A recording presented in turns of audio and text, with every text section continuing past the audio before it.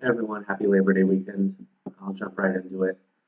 I think Americans have an issue with using the proper terms such as penis and vagina because early on we're told not to be using those kind of terms.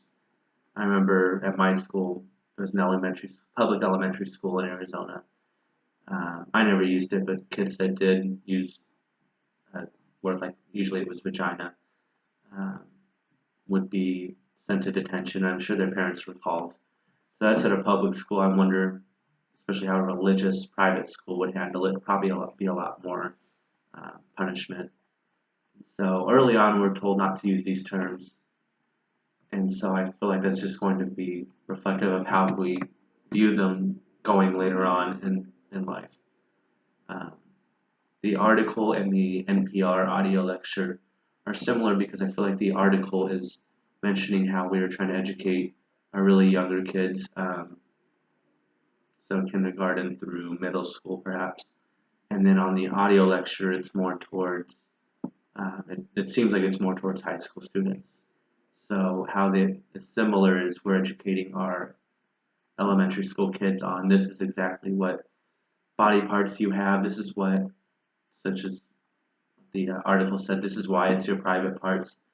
And if someone is touching them, you need to tell, or doing something wrong with them, you need to tell an adult. And they need to feel comfortable telling it. And knowing the basic terms of what everything is, I think if it does unfortunately happen that they become sexually assaulted or a victim, then they need to, one, report it, but two, having accurate terms better clarifies what exactly happened, and I think benefits, at least in the case and know in the prosecution of how what exactly happened. They need to know, we can't be using terms like PP or oh we did it.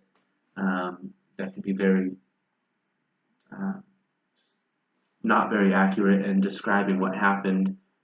And I remember in my up to high middle school, we used the term it for sex, but instead of saying sex, and whether or not we should be talking about it can be up for debate. But if we are, then we should be using the accurate terms, and just because it's going to give a better description of what happened in, unfortunately, a case such as the one like the ones we're seeing right now in Pennsylvania, with the Catholic priests, certain Catholic priests and children.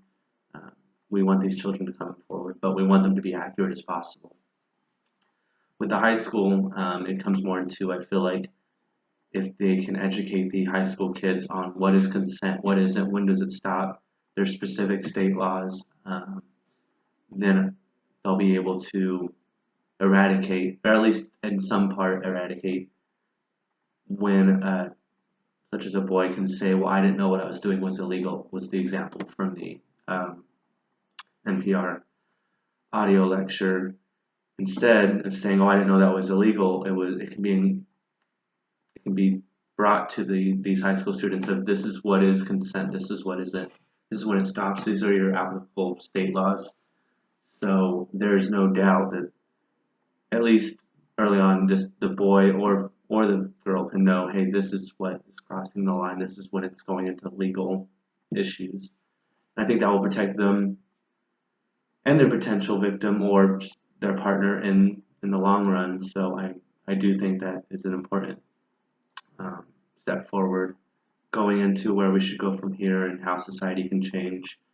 I think already society's getting more open about what they will allow their kids to learn. Um, I didn't get a sexual education class until high school, and that's the only sexual education I got formally, and none from parents.